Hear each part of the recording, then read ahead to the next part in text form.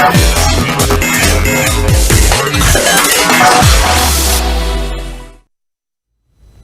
Evening, welcome to study time.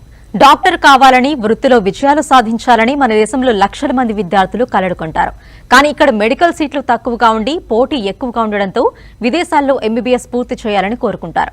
అయితే విదేశాల్లో MBBS పూర్తి చేసినా, మన దేశంలో ఎంబీబీఎస్ పూర్తి చేసినా కూడా విద్యార్థులందరూ నేషనల్ ఎగ్జిట్ టెస్ట్ రాయడం ద్వారా మాత్రమే మన దేశంలో డాక్టర్గా ప్రాక్టీస్ చేయాల్సి రావడం విదేశాల్లో ఎంబీబీఎస్ చేసే విద్యార్థులకు అద్భుత అవకాశం. అయితే ఏ దేశంలో చదవాలి, ఏ యూనివర్సిటీలో చదవాలి, హాస్టల్స్ సేఫ్టీ ఎలా, ఇటువంటి అనేక విషయాలు తెలుసుకోవాలని ఉంటుంది. వీటన్నింటికీ సమాధానమే జార్జియాలోని అకాకి సెర్తలి స్టేట్ యూనివర్సిటీ. అంతర్జాతీయ విద్యా ప్రమాణాలను కలిగి ఉన్న ఈ యూనివర్సిటీలో ఎంబీబీఎస్ చేసేందుకు హైదరాబాద్ పంజాగుట్టలో భాగ్యలక్ష్మి ఎడ్యుకేషనల్ సర్వీసెస్ వారి సహాయంతో ఏమాత్రం ఇబ్బంది పడకుండా జార్జియాలోని ఈ యూనివర్సిటీలో జాయిన్ కావచ్చు. 17 సంవత్సరాలుగా ఉత్తమ సేవలందిస్తూ విద్యార్థుల తల్లిదండ్రుల వల్ల కొండంత అండగా యూనివర్సిటీ గురించి, అడ్మిషన్ ప్రాసెస్ గురించి వివరాలు అందించి ఏటీఎస్యూలో అనగా అకాకి సెరిటలి స్టేట్ యూనివర్సిటీలో జాయిన్ అయ్యేలా సహాయం చేసే ఈ సంస్థకు ISO 9001:2015 సర్టిఫైడ్ లభించడం భాగ్యలక్ష్మి ఎడ్యుకేషనల్ సర్వీసెస్ సొంతం. ఇండియాలో మరియు జార్జియాలో రిజిస్టర్డ్ కంపెనీ తెలుగు విద్యార్థులను మొట్టమొదటిసారిగా జార్జియా యూనివర్సిటీలకు పరిచయం చేసిన సంస్థ కూడా ఇదే. అకాకి యూనివర్సిటీ జాతీయ అధికార ప్రతినిధి, Bhagyalakshmi educational services managing director doctor BSS Prasad గారు ఇప్పుడు మనతో ఉన్నారు. వారి సలహాలు, సూచనలు ఇప్పుడు తెలుసుకుందాం. నమస్తే ప్రసాద్ గారు. మీ గురించి స్పెషల్ గా చెప్పాల్సిన పని లేదు, ఎందుకంటే 2 తెలుగు రాష్ట్రాల్లో కూడా ఎవరైతే ఎంబీబీఎస్ చదవాలనుకుంటున్నారో ఆ స్టూడెంట్స్ కి, పేరెంట్స్ కి మీరు చాలా సుపరిచితమే అని చెప్పుకోవచ్చు. అవునండి. సో ముందుగా డిఫరెన్స్ ఎలా ఉంటుంది ఎంబీబీఎస్ కి కానీ మిగతా కోర్సెస్ కి సంబంధించి కానీ? నమస్కారం అండి, గుడ్ ఈవినింగ్ అండి. ఈరోజు యాక్చువల్గా జూలై 17 నాడు రాసిన నీట్ పరీక్షకు సంబంధించి ఈరోజు రిజల్ట్స్ అనౌన్స్ అయ్యాయి. కాకపోతే ఆ పోర్టల్ బిజీ ఉండడం వల్ల ఎవరు క్వాలిఫై అయ్యారు, ఎవరు క్వాలిఫై కాలేదు అన్న ఇన్ఫర్మేషన్ ఇప్పటివరకు కూడా తెలియలేదు. ఓకే, రాసిన వాళ్ళందరికీ కూడా నేను రాసి క్వాలిఫై అయిన వాళ్ళందరూ కూడా కంగ్రాచులేషన్స్ చెప్తున్నాను. సో అందరి విషయంలో ఇప్పుడు బైపీసీ తీసుకొని రాసిన నీట్ రాసిన వాళ్ళ అందరి ఒకే ఒక ధ్యేయం వచ్చేసి ఎంబీబీఎస్. సో ఈ ఎంబీబీఎస్ విషయంలో ప్రతి సంవత్సరము చాలా మార్పులు చేర్పులు జరుగుతున్నాయి. అసలు మన నేషనల్ గెజెట్ విషయంలో కావచ్చు, ఇండియా యొక్క మన డిసిషన్స్ కావచ్చు, అబ్రాడ్ యొక్క డిసిషన్స్ కావచ్చు, ఇవన్నీ కూడా మార్పులు చేర్పులు జరుగుతున్నాయి. సో ఫస్ట్ ఆఫ్ ఆల్ మన దేశం మొత్తం మీద ఇప్పుడు ప్రతి సంవత్సరము నీట్ రాసే వాళ్ళ సంఖ్య ప్రతి సంవత్సరం కూడా పెరుగుతున్నది.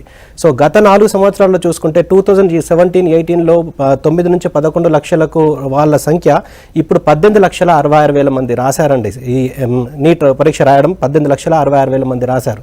సో దీనికి గాను మన ఇండియాలో అన్ని కేటగిరీస్ సంబంధించి ఫ్రీ సీట్స్ కావచ్చు, A category, B category, C category and deemed universities అన్ని కలిసి 92,793 సీట్స్ మాత్రమే ఉన్నవి. సో మిగిలిన వాళ్ళు అంటే 1,00,000 కూడా లేవు. 18,66,000 మంది పోటీ పడితే 1,00,000 సీట్లు కూడా మనకు అందుబాటులో లేవు. సో దీని పర్సంటేజ్ వైజ్ చూస్తే లెస్ దాన్ 5% సీట్స్ అవైలబుల్ ఉన్నాయి. ఈవెన్ పేమెంట్ సీట్స్తో సహా కలిపి చూస్తే లెస్ దాన్ 5% ఆఫ్ సీట్స్ మాత్రమే అవైలబుల్ ఉన్నాయి. సో మిగిలిన వాళ్ళ పరిస్థితి ఏంటిది? వాళ్ళందరూ కూడా ఎంబీబీఎస్ చేయాలన్న ఉద్దేశంతో వాళ్ళు నీట్ పరీక్ష రాశారు. సో వీళ్ళు నీట్ పరీక్ష రాసిన తర్వాత వాళ్ళు ఒకవేళ వేరే కోర్స్ చూస్ చేసుకుంటున్నారంటే అది కాంప్రమైజ్ కావడమే. ఎందుకంటే ఫస్ట్ టార్గెట్ నీట్ రాసిన వాళ్ళది మాత్రం national eligibility cum entrance test అనేది మెడిసిన్ గురించి. సో వాళ్ళు వేరే కోర్స్ తీసుకుంటున్నారంటే కాంప్రమైజ్ కావాల్సిందే.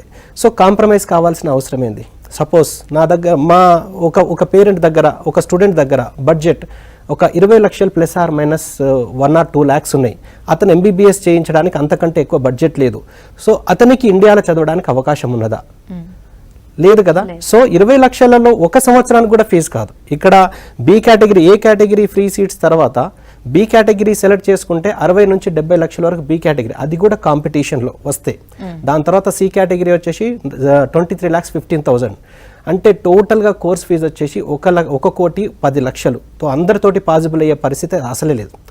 సో మధ్యతరగతి కుటుంబాలకు సెమిస్టర్ వైజ్గా 1 లక్ష నుంచి 1,50,000, 1,60,000 పే చేసుకోవడానికి సులువుగా ఎంబీబీఎస్ చేయాలంటే ఉన్న ఒక డెస్టినేషన్ ఎంబీబీఎస్ అబ్రాడ్ మాత్రమే. సో ఎంబీబీఎస్ అబ్రాడ్ అనేది ఒకప్పుడు ఎంబీబీఎస్ అబ్రాడ్కు అండ్ ఎంబీబీఎస్ ఇండియాకు చాలా డిఫరెన్సెస్ ఉండేది, చాలా వేరియేషన్స్ ఉండేది. అంటే 2 years బ్యాక్ వరకు 2019 సెప్టెంబర్ 25 కన్నా ముందు మనకు మెడికల్ కౌన్సిల్ ఆఫ్ ఇండియా రెస్పాన్సిబిలిటీగా ఉండేది. అంటే ఇండియాలో ఎంబీబీఎస్ చేయాలన్నా, ఇండియా నుంచి అబ్రాడ్కి వెళ్ళి ఎంబీబీఎస్ చేయాలన్నా కానీ టోటల్గా autonomous body medical council of India రెస్పాన్సిబిలిటీగా ఉండేది. కానీ 2019 సెప్టెంబర్ 25 తోటి ఆ మెడికల్ కౌన్సిల్ ఆఫ్ ఇండియా వెళ్ళిపోయి, అంటే అది డిజాల్వ్ అయిపోయి దాని ప్లేస్ లోపల నేషనల్ మెడికల్ కమిషన్ వచ్చింది. So according to national medical commission MBBS ఇండియాలో చదివినా, ఎంబీబీఎస్ అబ్రాడ్లో చదివినా అందరూ కూడా కామన్, అంటే గ్లోబలైజ్డ్ చేసేసినట్టు. దానికి కొన్ని రూల్స్ అండ్ రెగ్యులేషన్స్ పెట్టిన, అంటే నీట్ ఎంట్రీ ఎగ్జిట్ పెట్టినట్టు. మీరు ఇండియాలో చేస్తారా, అబ్రాడ్లో చేస్తారా, ఎక్కడన్నా చేయండి, నీట్ ఎలిజిబుల్ అయిన తర్వాతనే మీరు ఎంబీబీఎస్లో ఎంట్రీ చేయాలి. తర్వాత పాస్ అయి వచ్చిన తర్వాత నెక్స్ట్ ఎగ్జామ్కి రాసి క్వాలిఫై అయిన తర్వాతనే ఇండియాలో ప్రాక్టీస్ కానీ పీజీ కానీ చేయాలని ఒక entry rules and exit rules పెట్టారు. సో దానివల్ల గ్లోబలైజ్డ్ అయిపోయింది. మీరు ఎక్కడ చదివినా ఒకటి, అక్కడ ఉన్న యూనివర్సిటీ యొక్క లోకల్ రికగ్నేషన్స్ పక్కాగా ఉండి, వరల్డ్ హెల్త్ ఆర్గనైజేషన్ రికగ్నేషన్స్ ఉండి, తర్వాత ఒకవేళ యూఎస్లో కానీ యూకేలో కానీ కెనడాలో కానీ పీజీ కానీ చేయాలంటే WDMS.org అనే సైట్ లోపల మెన్షన్ చేసి ఉంటుంది. ఆ రికగ్నేషన్స్ ఉంటే మీరు ఆ యూనివర్సిటీలో జాయిన్ అవ్వచ్చు. సో ఇంత సులువుగా చేసిన తర్వాత ఇండియాలో చదివిన వాళ్ళు సపోజ్ ఉస్మానియాలో కానీ, గాంధీలో కానీ, లేకపోతే ప్రైవేట్ కాలేజీలో కానీ, లేకపోతే ఎక్కడ ఎంబీబీఎస్ అబ్రాడ్ విషయంలో జార్జియా, ఆర్మేనియా, సోకాల్డ్ ఎన్ని కంట్రీస్లో చేసినా కానీ అందరు కూడా సమానమైనప్పుడు, అందరు కూడా నెక్స్ట్ రాస్తేనే క్వాలిఫై చేసే అవకాశం ఉన్నప్పుడు, సో ఇండియాలో ఇంత ఖర్చు పెట్టి చేయాల్సిన అవసరం లేదన్నది మా ఉద్దేశం అండి. అండ్ ఎన్ఎంసీ గెజెట్ ఇంపాక్ట్ కూడా యూనివర్సిటీలో అబ్రాడ్లో ఏ విధంగా ఉంటుంది? సో ఈ విషయంలో నేషనల్ మెడికల్ కమిషన్ 2021 నవంబర్ 18 నాడు ఒక అఫీషియల్గా గెజెట్టే, అంటే ఎన్ఎంసీ ఫామ్ అయిన తర్వాత, నేషనల్ మెడికల్ కమిషన్ ఫామ్ అయిన తర్వాత అఫీషియల్గా ఒక గెజెట్టే రిలీజ్ చేసిందండి. సో ఈ గెజెట్ని కొంతమంది తప్పుగా అర్థం చేసుకున్నారు, కొంతమంది న్యూట్రల్గా అర్థం చేసుకున్నారు, కొంతమందికి పాజిటివ్గా. సో ఇవన్నీ ఈ గెజెట్టే అసలు నేషనల్ మెడికల్ కమిషన్ ఏంటిది, మన ఇండియా లోపల హెల్త్ కేర్ని వాళ్ళు కాపాడాల్సిన బాధ్యత పాతది మెడికల్ కౌన్సిల్ ఆఫ్ ఇండియా కావచ్చు, నేషనల్ మెడికల్ కమిషన్ కావచ్చు, మన ఇండియన్ పాపులేషన్ యొక్క, ఇండియన్ పబ్లిక్ యొక్క, ఇండియాలో ఉన్న పేషెంట్స్ యొక్క ఆరోగ్యాలను కాపాడుకోవడానికి ఏదైతే రూల్స్ ఉంటాయో అవి పాటించమంటున్నది అంతే. సో దానికి సంబంధించి చాలా కంట్రీస్ ఇప్పుడు సపోజ్ కొన్ని ఎక్కడో ఏదో ఒక కంట్రీ లోపల ఒక యూనివర్సిటీ పెట్టేసిండ్రు, అక్కడ 2 సంవత్సరాలు చదవాలి, అక్కడ నుంచి ఇంకో కంట్రీకి పోయి 2 సంవత్సరాలు చదవాలి, ఇంకో కంట్రీ నుంచి క్లినికల్స్ చేయాలి, ఇటువంటి రూల్స్ ఉన్నాయి. సో అక్కడ వాతావరణ పరిస్థితులు కావచ్చు, కమ్యూనికేషన్ లాంగ్వేజ్ లోకల్లో టీచ్ చేసే పరిస్థితులు కావచ్చు, ఇవన్నీ చేసి వాళ్ళు అప్లై చేసేది మన ఇండియన్ పాపులేషన్ మీదనే, ఇండియన్ పబ్లిక్ మీదనే, మన ఇండియాలో ఒక ప్రజల ప్రాణాల మీదనే వాళ్ళు అప్లై చేస్తున్నారు. కాబట్టి ఏమన్నది నేషనల్ మెడికల్ కమిషన్ ఏం చెప్తున్నదంటే మీరు ఎక్కడైనా చదవండి, కాకపోతే నేను చెప్పిన రూల్స్ మాత్రం ఖచ్చితంగా ఆ యూనివర్సిటీ కానీ ఆ కంట్రీ కానీ ఆ రూల్స్ పాటించాలంటున్నారు. ఏమంటున్నది, ఒక రూల్ వచ్చేసి మీడియం ఆఫ్ ఇన్స్ట్రక్షన్ ఖచ్చితంగా ఫస్ట్ ఇయర్ నుంచి ఫైనల్ ఇయర్ వరకు ఇంగ్లీష్ మీడియం ఆఫ్ ఇన్స్ట్రక్షన్ ఉండాలి, అది మంచి పద్ధతే కదా. సో రెండవది వచ్చేసి కోర్సు డ్యూరేషన్, మన ఇండియా అంటే మన ఈ ఎన్ఎంసీ యొక్క గెజెట్ని కంప్లీట్గా క్షుణ్ణంగా పరిశీలిస్తే ఇండియాలో మెడికల్ ఎడ్యుకేషన్ సిస్టమ్ ఎలా ఉంది, ఇండియాలో కరిక్యులం ఎలా ఉంది, మీడియం ఆఫ్ ఇన్స్ట్రక్షన్ ఎలా ఉంది, సిలబస్ ఎలా ఉంది, కరిక్యులం ఎలా, ఇవన్నీ కూడా అబ్రాలో చేసే వాళ్ళకు కూడా మ్యాచ్ అవుతూనే మేము కన్సిడర్ చేస్తాం, మ్యాచ్ అవుతూనే నెక్స్ట్ రాయాలి, మ్యాచ్ అవుతూనే ఆ కంట్రీ మనకు వ్యాలిడ్, మ్యాచ్ అవుతూనే ఆ యూనివర్సిటీ వ్యాలిడ్ అని క్లియర్ కట్గా చెప్పింది. అంటే మన వాళ్ళు చదివేదానికి సరిసమానంగా వాళ్ళని చదవమంటున్నారు. మీరు తక్కువ డబ్బులు వచ్చింది కదా అని ఏదంటే ఆ కంట్రీలో చదివినా కానీ మన ఇండియాలో ఉన్న అన్ని పాలసీస్, ఇండియాలో ఉన్న టోటల్గా అన్ని మ్యాచ్ అవుతూనే చదవమంటున్నది. మీడియం ఆఫ్ ఇన్స్ట్రక్షన్ ఇంగ్లీష్ ఉండడం అనేది కరెక్ట్ పాలసీయే. తర్వాత ఇంటెన్సివ్ స్టడీ ఒకటే డెసిగ్నేషన్ ఉండాలి, అంటే ఫస్ట్ ఇయర్ నుంచి ఫైనల్ ఇయర్ వరకు ఒకటే యూనివర్సిటీలో ఉండాలి, 54 months ఆఫ్ డ్యూరేషన్ కూడా మ్యాచ్ కావాలి, అంటే దాదాపు 4.5 years కోర్సు చదవాలి, అదే యూనివర్సిటీలో 1 year ఆఫ్ ఇంటర్న్షిప్ ఉండాలి, అంటే 5.5 years టోటల్గా 66 months ఆఫ్ డ్యూరేషన్ ఖచ్చితంగా ఉండాలి, ఇంగ్లీష్ మీడియం ఆఫ్ ఇన్స్ట్రక్షన్ ఉండాలి. మన ఎన్ఎంసీ కాంపిటేటివ్ బేస్డ్ కరిక్యులం ఏదైతే ఉన్నదో ఆల్మోస్ట్ సిమిలర్గా అదే వాళ్ళు పాటించాలి అని అంటున్నది. దీనివల్ల కొన్ని కంట్రీస్ ఇంపాక్ట్ అయినాయి, ఎందుకంటే డ్యూరేషన్ మ్యాచ్ కాక, కొన్ని లాంగ్వేజ్ మ్యాచ్ కాక కొన్ని కంట్రీస్ ఇంపాక్ట్ అయినాయి. అటువంటి మనం వదిలేసి మనం మిగిలిన ఏదైతే ఎన్ఎంసీ రూల్స్ ప్రకారం, ఎన్ఎంసీ గెజెట్ ప్రకారం ఏవైతే ఫాలో అవుతున్నాయో వాటిని చూస్ చేసుకుంటే అయిపోతుంది. కాకపోతే ఇక్కడ టోటల్గా ఈ బాధ్యత అంతా కూడా స్టూడెంట్ పేరెంట్ అండి, ఎందుకంటే ఒక కన్సల్టెంట్ వాళ్ళకు నచ్చింది లేకపోతే వాళ్ళకు కంఫర్ట్గా ఉన్నది ఏదో కంట్రీలో ఏదో యూనివర్సిటీని ప్రమోట్ చేస్తారు, కానీ క్రాస్ వెరిఫై చేసుకోవాల్సిన బాధ్యత స్టూడెంట్స్ పేరెంట్స్ మీద. ఇప్పుడు చాలా మాధ్యమాలు ఉన్నాయి, ఎలా క్రాస్ వెరిఫై చేసుకోవాలని. ఇప్పుడు టోటల్గా ఉన్న కంట్రీస్ అన్ని కూడా ఎంబీబీఎస్ అబ్రాడ్ విషయంలో ఉన్న కంట్రీస్ అన్ని కూడా క్లాసిఫై చేస్తే మొత్తం అన్ని కలిపి ఏసియాలో యూరోప్లో కలిపి మోర్ ఆర్ లెస్ ఒక 15 to 16 కంట్రీస్ ఉన్నాయి అంతే. ఇంత 200+ ఉన్న కంట్రీస్ ఉన్న ఈ వరల్డ్లో మనం చదవడానికి అనుగుణంగా ఉన్నది 15, అంటే కంఫర్ట్గా ఉన్నాయి 15 నుంచి 16 కంటే ఎక్కువ లేవు. అందులో ఏషియన్ కంట్రీస్, యూరోపియన్ కంట్రీస్. అందులో క్లాసిఫై చేసుకుంటే ఇప్పుడు మళ్ళీ సబ్ కేటగిరీ చేసుకోవాలి. ఎలా ఎన్ఎంసీ వల్ల ఇంపాక్ట్ ఉన్న కంట్రీస్ ఏంది, వార్ వల్ల ఇంపాక్ట్ ఉన్న కంట్రీస్ ఏంది, తర్వాత నార్దర్న్ హెమిస్ఫియర్ ఉన్న కంట్రీస్ ఏంది, యూరోప్లో ఉన్న కంట్రీస్ ఏంది, అక్కడ మీడియం ఆఫ్ ఇన్స్ట్రక్షన్ ఎలా ఉంది, ఇవన్నీ క్రాస్ వెరిఫై చేసుకుంటే యూట్యూబ్లో కావచ్చు, లేకపోతే అఫీషియల్ వెబ్సైట్స్ అంటే క్రియేటెడ్ వెబ్సైట్, ప్రైవేట్ వెబ్సైట్స్ కాదు, official websites in the sense university website కానీ, లేకపోతే WDOMS.org అని అఫీషియల్గా WHO అఫీషియల్ వెబ్సైట్, దాన్ని ట్రస్ట్ చేసేది ECFMG, medical council of Canada కావచ్చు, ఆస్ట్రేలియన్ మెడికల్ కౌన్సిల్ కావచ్చు, ఇవన్నీ కూడా దాన్ని రికగ్నైజ్ చేసినాయి. సో ఆ ట్రస్టెడ్ వెబ్సైట్ని ఫాలో అవుతే మనకు ఆ రికగ్నేషన్స్ అనేవి కూడా మనకు పక్కాగా తెలుస్తాయి. సో వాతావరణ పరిస్థితులు కూడా వికీపీడియా లాంటి సైట్స్ని మనము రెఫరెన్స్గా తీసుకొని స్టాండర్డ్ రెఫరెన్స్ సైట్స్ నుంచి మనం చూస్తే మనకు పూర్తి ఇన్ఫర్మేషన్ వస్తుంది. ఆ విధంగా నేషనల్ మెడికల్ గెజెట్ ప్రకారం అనుగుణంగా ఉన్న కంట్రీస్ ఏ ఉన్నాయో స్పెసిఫిక్గా చూస్ చేసుకొని ఆ కంట్రీలో ఉన్న ఆ యూనివర్సిటీకి వెళ్ళి మీరు ఒకవేళ క్రాస్ వెరిఫై చేసుకొని ఆల్రెడీ అక్కడ చదువుతున్న స్టూడెంట్స్ని కానీ ఎవరైనా రెఫరెన్స్ నెంబర్ తీసుకొని వాళ్ళతోటి మాట్లాడి ఒకవేళ కంఫర్ట్గా ఉన్నది అనుకున్నప్పుడు దాన్ని చూస్ చేసుకొని చదువుకోవడంలో ఎటువంటి ఇబ్బంది లేదని నేషనల్ మెడికల్ కమిషన్ గెజెట్ చెప్తున్నదండి. ప్రసాద్ గారు, ఎంబీబీఎస్ చేయడానికి ఎన్నో కంట్రీస్ ఉండగా మీరు జార్జియా కంట్రీనే పర్టికులర్గా ఎందుకు సెలెక్ట్ చేసుకున్నారు? ఇది మంచి ప్రశ్న అండి. యాక్చువల్గా ఈ ఎన్ఎంసీ రూల్స్ కానీ, ఎన్ఎంసీ ఇంట్రొడక్షన్ కానీ, లేకపోతే ఈ వార్ విషయం కానీ ఇవన్నీ లేనప్పుడు అన్ని కంట్రీస్ ఉన్నప్పుడే మేము జార్జియాని ఆప్షన్గా చూస్ చేసుకున్నాం. సో అన్ని కంట్రీస్ ఉన్నప్పుడే అన్ని వాటికి ఉన్న మైనస్లు అన్నీ తీసేసి మనకు అన్ని ప్లస్ పాయింట్స్ అన్నీ కలిపి చూసిన తర్వాత అన్ని విజిట్ చేసి అన్ని కంట్రీస్ని విజిట్ చేసి అక్కడ కోర్స్ ఎలా ఉంది, కమ్యూనికేషన్ ఎలా ఉంది, కమ్యూనిటీ ఎలా ఉంది, ఇవన్నీ సర్వే చేసిన తర్వాతనే అన్ని ఆప్షన్స్ ఉన్నప్పుడే మేము జార్జియాని సెలెక్ట్ చేసుకున్నాం, జార్జియాని చూస్ చేసుకున్నాం. ఇప్పుడు చాలామంది ఆప్షన్ లేక జార్జియా చూస్ చేసుకుంటారు, కానీ మేము ఫస్ట్ నుంచి అన్ని ఆప్షన్స్ ఉన్నప్పుడే జార్జియాని చూస్ చేసుకున్నాం. జార్జియాని ఫస్ట్ ఐడెంటిఫై చేసినాం, దీనికి ఫ్యూచర్ ఉన్నది, ఇక్కడ చదివితే మన స్టూడెంట్స్కి ఎక్కువ నాలెడ్జ్ వస్తుంది, ఎక్కువ సబ్జెక్ట్ నాలెడ్జ్ వస్తుంది. మనము ఏ కంట్రీకి వెళ్ళినా కానీ తీసుకొచ్చేది mind full of knowledge and హ్యాండ్లో ఒక డిగ్రీ. సో మనం తీసుకొచ్చేది అక్కడి నుంచి నాలెడ్జ్, డిగ్రీ. సో ఏ కంట్రీకి పోయినా ఏదన్నా కానీ ఆ నాలెడ్జ్ అనేది ప్రాపర్గా తీసుకురాకపోతే దాని యొక్క ఇంపాక్ట్ అనేది ఖచ్చితంగా వాళ్ళ లైఫ్ లాంగ్, వాళ్ళు చదివిన 5-6 సంవత్సరాల చదువుకు సంబంధించి లైఫ్ లాంగ్ కూడా అనుభవించాల్సి వస్తుంది. ఎందుకంటే దాని ఒక సబ్జెక్ట్ నాలెడ్జ్ లేడనుకోండి అసలు పేషెంట్ ట్రీట్మెంట్ చేయడంలో ఫెయిల్యూర్ అవుతే అతనికి సైకలాజికల్ కూడా చాలా దెబ్బతింటాడు డాక్టర్. సో చదివేటప్పుడే సెలెక్ట్ చేసుకున్న యూనివర్సిటీని, సెలెక్ట్ చేసుకున్న కంట్రీనే కరెక్ట్ ఉన్నదనుకోండి లైఫ్ లాంగ్ అతని లైఫ్ కూడా అతని కెరీర్ కూడా చాలా బాగుంటుందని మేము జార్జియాని చూస్ చేసుకున్నామండి. సో ఇప్పుడున్న పరిస్థితుల్లో జార్జియా కంటే నాకు తెలిసినంత వరకు మై ఒపీనియన్ ఓన్లీ, జార్జియా కంటే మంచి కంట్రీ లేదు, అకాకి యూనివర్సిటీ కంటే మంచి యూనివర్సిటీ లేదండి, ఫర్ షూర్ అది చెప్పగలుగుతాను. సో జార్జియా చూస్ చేసుకోవడానికి ఫస్ట్ మేము ఐడెంటిఫై చేసిన అన్ని పాజిటివ్ పాయింట్స్ ఏంటంటే Georgia it is a European country and European యూనియన్లో సైన్ చేశారు, కరప్షన్ లేదు, క్రైమ్ లేదు, పొల్యూషన్ లేదు, and English is widely spoken in Georgia. English is widely spoken అయి ఉండి డైరెక్ట్ ఎంబీబీఎస్ ఆఫర్ చేస్తున్న ఒకే ఒక కంట్రీ మన ఇండియన్ స్టూడెంట్స్కు జార్జియా మాత్రమే, ఇంకో కంట్రీ లేదు for sure. Direct MBBS offer చేస్తూ ఇంగ్లీష్ ఈజ్ వైడ్లీ స్పోకెన్ అయి ఉన్న కంట్రీ. సో అంతకన్నా మనకు అడ్వాంటేజెస్ ఏమి ఉండాలి? పోనీ జార్జియా మరి ఎంత డిస్టెన్స్లో ఉంది, ఎంత దూరంలో ఉన్నది? మనకి ఇక్కడ నుంచి కేవలం 6 hours ఫ్లైట్ ఏమండి. సో మనకి ఇక్కడ నుంచి డైలీ 5 flights ఉన్నాయి. మనకు ఎయిర్ అరేబియా కావచ్చు, గల్ఫ్ ఎయిర్వేస్ కావచ్చు, ఫ్లై దుబాయ్ కావచ్చు, జజిరా ఎయిర్వేస్ కావచ్చు, ఖతర్ ఎయిర్వేస్ కావచ్చు, డైలీ ఉన్నాయి 6 hours ఫ్లైట్ టైం.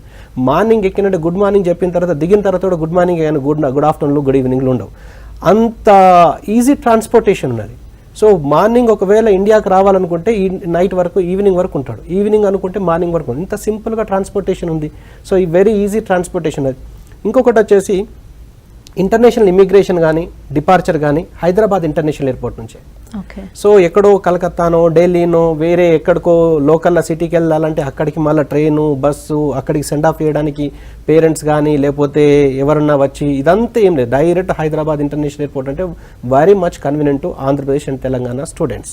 కాబట్టి ఇక్కడ నుంచి ఇంటర్నేషనల్ ఇమిగ్రేషన్, డిపార్చరు, సెండ్ ఆఫ్ అంత ఇక్కడ నుంచే జరుగుతుంది కాబట్టి వెరీ కంఫర్ట్గా ఉంటుంది. కాబట్టి జార్జియాను చూస్ చేసుకోవడం జరిగింది. జార్జియాలో మనం ఇంకోటి ఏంటంటే ఇది వెస్టర్న్ సైడ్ ఉంటుంది. మనం నార్దర్న్ హెమిస్ఫియర్ పోతే చలి తీవ్రత ఎక్కువ ఉంటుంది, కానీ ఇది జార్జియా అనేది వెస్టర్న్ సైడ్ ఉంటుంది కాబట్టి చలి తీవ్రత అసలే ఉండదు. సో క్లైమాటిక్ కండిషన్స్ కూడా చాలా బాగుంటాయి, మనకు కంఫర్ట్గా ఉంటుంది అన్న ఉద్దేశంతో. మళ్ళీ సేఫ్టీ వైజ్ కూడా ఇది third safest country in the world. Third, fourth, fifth, sixth ఇంతే తప్పించి 50th, 60th అట్లా ఇప్పటివరకు రాలేదు. సో అంత సేఫ్టీ వైజ్ కూడా సింగిల్ డిజిట్ మెయింటైన్ చేస్తుంది. For the past so many years single డిజిటే మెయింటైన్ చేస్తున్నది.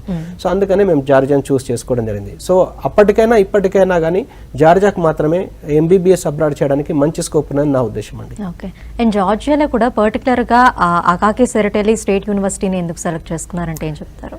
సో జార్జియాలో చాలా యూనివర్సిటీస్ ఉన్నాయి, కాకపోతే అకాకి సెరటెల్లి స్టేట్ యూనివర్సిటీని మాత్రమే చూస్ చేసుకోవడానికి చాలా అడ్వాంటేజెస్ ఉన్నాయండి. ఎందుకంటే ఫస్ట్ మేము ఇంట్రడ్యూస్ చేసినాం కాబట్టి మాకు ఒక అకాకి సెరటెల్లి స్టేట్ యూనివర్సిటీని ప్రమోట్ చేయడానికి అవకాశం వచ్చింది. ఇప్పుడు ఒకవేళ కొత్తగా ఎవరైనా వెళ్తే అక్కడ అన్ని ప్రైవేట్ కాలేజెస్ అన్ని ఎక్కువ ఫీజు తోటి ఉంటాయి, కానీ మేము ఫస్ట్ నుంచే దాన్ని ప్రమోట్ చేస్తున్నాం కాబట్టి, ఎక్స్క్లూజివ్గా ఆథరైజ్డ్గా ఆల్ ఇండియా ప్రమోట్ చేస్తున్నాం కాబట్టి మేము ఫస్ట్ నుంచి ప్రమోట్ చేస్తున్నాం.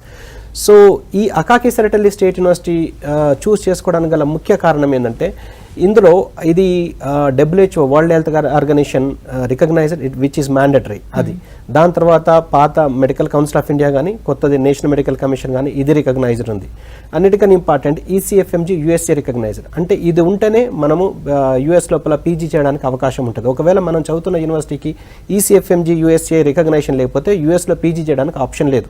సో ఆ రికగ్నేషన్ అకాకి సెరటెల్లి స్టేట్ యూనివర్సిటీకి ఉంది. దాని తర్వాత medical council of Canada recognition ఉంది. తర్వాత IAUP, IAVP and AME, AMSC అంటే టోటల్ యూరోప్ కూడా ఒక మెడికల్ కౌన్సిల్ ఉంటుంది. ఆ రికగ్నేషన్స్ ఉన్నాయి. అంటే అంటే అకాకి సెరటెల్లి స్టేట్ యూనివర్సిటీలో చదివితే your degree is most valid throughout the world అన్నట్టు. సో మనము బయటికి వెళ్ళి చదువుతున్నాము అంటే ఆ డిగ్రీ వ్యాలిడ్ ఉంటేనే, అటువంటి రికగ్నేషన్స్ ఉంటేనే, గ్లోబల్లీ రికగ్నైజ్డ్ అవుతున్నాయి, గ్లోబల్ డిగ్రీ అనేది వ్యాలిడ్. అందుకనే అకాకి సెరటెల్లి స్టేట్ యూనివర్సిటీ చూస్ చేసుకోవడం జరిగింది. ఇది వచ్చేసి గవర్నమెంట్ యూనివర్సిటీ అండి, oldest biggest government university with lowest fees when compare to all private colleges and when compared to all medical government universities. Only $4,500 per year. Semester wise pay చేసుకోవచ్చు, $2,250 per semester. అంటే సుమారుగా మనకు 1,60,000 నుంచి 70,000 semester పరంగా pay చేసుకుంటూ పోతే మీకు total college fee వచ్చేసి అన్ని సంవత్సరాలకు కలిపి 19 lakhs ± 1 or 2 lakhs లోపల అయిపోతుందండి టోటల్గా. సో ఆ ఫీజు పే చేస్తే ఇక్కడ ఒక్క సంవత్సరానికి కూడా NRI ఫీజు సరిపోదు. సో అంత తక్కువలో అయిపోతుంది కాబట్టి అకాకి సెరటెల్లి స్టేట్ యూనివర్సిటీని మనం చూస్ చేసుకోవడం జరిగింది. ఇంకొక ముఖ్య విషయం ఏంటంటే దీని స్టాండర్డ్స్ విషయంలో చూసుకుంటే దీనిలో already more than 12,000 students already చదువుతున్నారు. అండ్ 150 అకాడమిక్ ప్రోగ్రామ్స్ ఉన్నాయి, బ్యాచిలర్స్, మాస్టర్స్, PhD లెవెల్లో 150 అకాడమిక్ ప్రోగ్రామ్స్ ఉన్నాయి. అండ్ 9 ఫ్యాకల్టీస్ ఉన్నాయి, including medicine as a faculty 9 faculties ఉన్నాయి, 18 టీచింగ్ బిల్డింగ్స్ ఉన్నాయి. ఇంకా అన్నిటికన్నా ముఖ్యమైనది 23 కంట్రీస్లో ఉన్న 50 యూనివర్సిటీ తోటి కొలాబరేషన్లో ఉంది, like USA, UK, Canada, Australia, New Zealand. దీనివల్ల ఏంటిదంటే స్టూడెంట్ ఎక్స్చేంజ్ ప్రోగ్రాంలో కానీ లేకపోతే ఫర్దర్గా PG చేయడానికి కానీ క్లినికల్స్లో కానీ అక్కడున్న కంట్రీస్ తోటి వీళ్ళు కొలాబరేషన్లో ఉన్నారు కాబట్టి ఈజీ అవుతుంది స్టూడెంట్కు. సో ఇన్ని విధాలుగా ఉన్నది, మళ్ళీ గవర్నమెంట్ యూనివర్సిటీ ఉన్నది. సో ఇంకొకటి ఏంటంటే మనకి ఇప్పుడు ఒక ఆప్షన్ గవర్నమెంటా ప్రైవేటా అని ఉన్నప్పుడు మోస్ట్ ఆఫ్ ది టైమ్స్ మనం గవర్నమెంట్కి ఆప్షన్ చేసుకుంటాం. ఇప్పుడు ఇక్కడ సపోజ్ గాంధీలో, ఉస్మాన్లో వచ్చింది లేకపోతే ప్రైవేట్ కాలేజీలో వచ్చింది, first priority should be given to the government university అండి. ఎందుకంటే స్టాండర్డ్స్, స్టెబిలిటీ, కమ్యూనికేషన్, మనకు మొత్తం స్టాండర్డ్స్ అన్ని కూడా, రికగ్నేషన్స్ అన్ని కూడా పక్కాగా ఉంటాయి. ఎందుకంటే అది ఎన్ని సంవత్సరాలైనా, ఎన్ని వందల సంవత్సరాల చరిత్ర అయినా అని ఏ గవర్నమెంట్ ఉన్నా దాన్ని కాపాడాల్సింది, దాని స్టాండర్డ్స్ పెంచే బాధ్యత ఆ గవర్నమెంట్ మీద ఉంటుంది. అది ఒక ప్రైవేట్ వ్యవస్థకు సంబంధించింది కాదు, ప్రైవేట్ మనిషికి సంబంధించింది కాదు. కాబట్టి మేము ఎప్పటికైనా మన స్టూడెంట్స్కి సేఫ్టీ, సెక్యూరిటీ ఎక్కువ ఉంటుంది, రికగ్నేషన్స్ కూడా బాగుంటాయని అకాకి సెరటెల్లి స్టేట్ యూనివర్సిటీని చూస్ చేసుకోవడం జరిగిందండి. అండ్ ఎడ్యుకేషన్ పరంగా కూడా మీరు స్టూడెంట్స్కి ఇచ్చే సర్వీసెస్ ఎలా ఉంటాయి? సో ఎడ్యుకేషన్ పరంగా మేము ఇచ్చే సర్వీసెస్ వచ్చేసి, సపోజ్ అక్కడ యూనివర్సిటీలో జాయిన్ అయిన తర్వాత దాని రికగ్నేషన్స్ బాగుంటాయి, దానికి డిగ్రీ కూడా వ్యాలిడ్ ఉన్నది. సో వీళ్ళ అకాకి సెరటెల్లి స్టేట్ యూనివర్సిటీలో చదివే స్టూడెంట్స్ కూడా వాళ్ళకు problem based learning, case based learning అని చెప్పి ఫస్ట్ ఇయర్ అంటే in the sense first year నుంచే వీళ్ళ క్లినికల్ రొటేషన్స్లో భాగంగా వీళ్ళకు హాస్పిటల్ తీసుకెళ్ళి వాళ్ళకు పేషెంట్ తోటి ఇంటరాక్షన్ చేపిస్తారు. అంటే డాక్టర్ స్టూడెంట్ ఇంటరాక్షన్, తర్వాత స్టూడెంట్ మన పేషెంట్ ఇంటరాక్షన్, ఇట్లా ఇంటరాక్షన్ చేస్తారు. అంటే ఇది డిస్కషన్ ఓరియంటెడ్ ఉంటుంది కాబట్టి వీళ్ళు క్లాస్ రూమ్లో విన్న తర్వాత దాన్ని ప్రాక్టికల్ థియరీ నేర్చుకున్న తర్వాత హాస్పిటల్లో కూడా వాళ్ళు నేర్చుకున్న దాన్ని ఇంప్లిమెంట్ చేయడానికి ఎక్కువ ఆప్షన్ ఉంటుంది. ఇంకొక స్పెషాలిటీ ఏంటంటే అకాకి సెరిటెల్లి స్టేట్ యూనివర్సిటీలో వీళ్ళు చదివేటప్పుడే 2 years అయిపోయిన తర్వాత ఈ అకాకి సెరిటెల్లి స్టేట్ యూనివర్సిటీలో మినిమం 10 హాస్పిటల్స్ తోటి వీళ్ళు అసోసియేషన్ ఓన్ హాస్పిటల్తో పాటు మినిమం 10 హాస్పిటల్స్ తోటి వీళ్ళు పెద్ద పెద్ద హాస్పిటల్స్ తోటి వీళ్ళు అసోసియేషన్లో ఉన్నారు.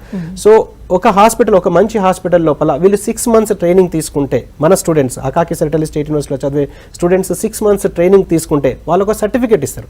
సో ఆ సర్టిఫికేట్ వల్ల మనకు ఆ 6 months తర్వాత ఆ సర్టిఫికేట్ షో చేసి అక్కడ ఉన్న ఆ హాస్పిటల్స్ లోపల మీరు క్లినికల్స్లో పార్టిసిపేట్ చేస్తే వాళ్ళకు పేమెంట్ కూడా చేస్తారు. అంటే పార్ట్ టైం జాబ్ కింద కూడా పనిచేస్తుంది. మినిమం వీళ్ళకు 800 నుంచి 1200 లారీ, అంటే it will be some around 20 నుంచి 30 వేలు నెలకు సంపాదించుకునే ఆప్షన్ ఉన్నది. కానీ అది స్టూడెంట్ ఉపయోగించుకోకపోవడం అనేది స్టూడెంట్కి సంబంధించిన విషయం. కానీ ఆప్షన్ మాత్రం ఉన్నది. అంటే నెలకు 20 నుంచి 30 వేలు అంటే వాళ్ళ ఫుడ్ అండ్ అకామిడేషన్ ఎక్స్పెన్సెస్ పోను వాళ్ళకి మిగులుతాయి కూడా. అంటే ఇటు క్లినికల్ ఎక్స్పోజర్ సైమల్టేనియస్ వస్తుంది, ప్లస్ అర్నింగ్ కూడా చేసుకోవచ్చు. వేరే వర్క్ చేస్తలేరు కదా వీరు హాస్పిటల్లో, క్లినికల్స్ అంటే వీళ్ళకి ఉపయోగపడే పని కాబట్టి క్లినికల్ ఎక్స్పోజర్ ఉంటుంది, ప్లస్ అర్నింగ్ కూడా జరుగుతుంది. ఆ ఆప్షన్ మనకు అకాకి సెరిటెల్లి స్టేట్ యూనివర్సిటీలో మాత్రమే ఉందండి. So thank you so much అండి. ఎన్నో మంచి విషయాలు తెలియజేశారు. ఎంబీబీఎస్ చదవాలనుకునే స్టూడెంట్స్కి కానీ పేరెంట్స్ కానీ ఇది చాలా మంచి విశేషం. సో ఇది వాటి study time. Keep watching TV5.